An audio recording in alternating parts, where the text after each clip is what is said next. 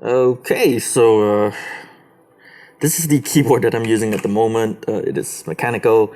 It's the Patriot Viper V760, and well, I mean, as you can see, it's kind of been through a lot. It's not exactly a very new keyboard. I bought it many years ago. It uses Gateron Browns switches, which aren't bad, but they've certainly got their issues, like a little bit of wobble. I'm not sure if you can see it, but like that, right? A little bit of wobble on the key plungers as well. Right now they're kind of stuckish and don't return up smoothly for some of the keys. It's not really doing it right now. But yeah, using this keyboard right now after long, intense, week-long sessions of programming, I'm starting to feel that they're actually giving me a bit of finger fatigue. You'll also probably notice that some of the LED lights on the keyboard here are a bit wonky. Okay, I'm not sure how well that's showing up, but like for this one in particular, it's actually got no green, I think. Green and orange or something like that. Yeah, and that one's also a bit screwy, and these two are a bit screwy as well. So yeah. And so instead of going out and buying a new keyboard, what I thought I'd do instead is to actually replace the keys on my keyboard with these. Now, these are a bag of Gateron Brown switches, and well, based on you guys, and by you guys I mean the internet, right? Apparently, these are one of the better, if not one of the best, mechanical keyboard switches that you can get for a mechanical keyboard like mine. So yeah. And so join me on this journey as I go through the steps needed into changing the switches on my keyboard from these Gateron Browns to Gateron Browns, and well, with me guiding you guys on how you can do the same.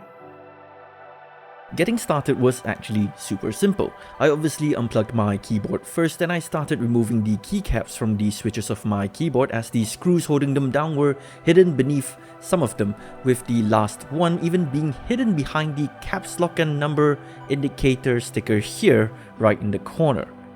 I removed the 11 screws holding the keyboard together, then I gave the keyboard a little wiggle to separate it into two. Now, I obviously had already done this earlier, but I made sure that the replacement keys that I got would be compatible with my keyboard. For those of you who might not know, there are actually two different pin variations, a 3-pin and a 5-pin, and so you want to be able to make sure that you get the correct one. Just check the PCB board from the solder side and you should be able to tell which one it is. In this case, the ones in my Patriot keyboard are 3-pin. If you intend to reuse your existing keycaps as well, then it is super important to check that the switches that you're buying uses the same kind of stem as the ones that you already have. For example, as I know, Cherry, Kale and Gateron have these cross-shaped stems, and other brands like Logitech with their Romo G switches uses a different shape. Another thing that I made sure of was that the switch that I was getting looked identical to the default ones that came with the keyboard, as I needed to make sure that they also had this gap right here to pass through the legs of the RGB LEDs for the switch. Anyway, continuing on, I unplugged the switch port from the base of the keyboard, then flipped it around to expose the solder joints. Now, this is where it gets a little bit repetitive, but using my soldering iron set to 300 Celsius, I went through each solder joint with my iron to heat it up and removed it with a solder pump. I repeated this process 46 more times for each switch, each with 2 joints for the key itself and 4 for the RGB, so you do the math. After desoldering to remove the keys, I used a thin pair of forceps to press on the bottom latch, then lift it up, and I do the same for the top, and then to remove it, I just wiggle the switch out. I then stuck the new Gateron switches in, followed by the LED diode, and just like before, I soldered back on all the new joints for all the 46 keys. If you're wondering why it's 46, it's actually because I bought 50 Gateron switches and I had already installed 4 for testing, so yeah, I'll probably be replacing the remaining keys in the future. From there, I assembled the keyboard back by plugging this connector back in, closing it up, screwing it back together, and that's pretty much it. Oh wait, no. Of course, before you painstakingly replace every single switch keycap back on, now might be a really good time to wash those keycaps with some soap and to wipe down the board of any gunk that has accumulated over the years. And okay, now finally for real, putting it back together.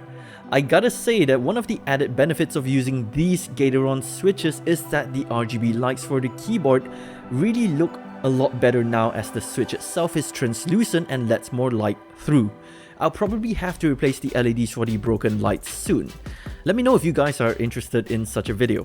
All in all, I think that it's a pretty easy operation, a bit time consuming, but I gotta say that it's pretty rewarding, as now the keyboard feels so much more awesome to type on.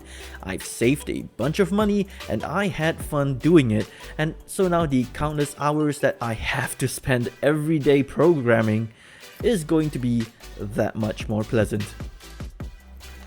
That's pretty much it.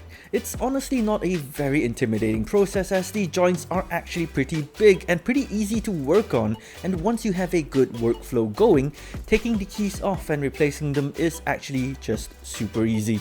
Make sure that you have a good soldering iron though. If anything, that is probably what makes the biggest difference.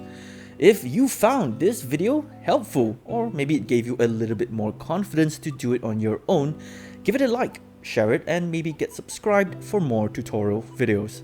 You can also hit that bell icon somewhere to get notified for when any of my new videos go live.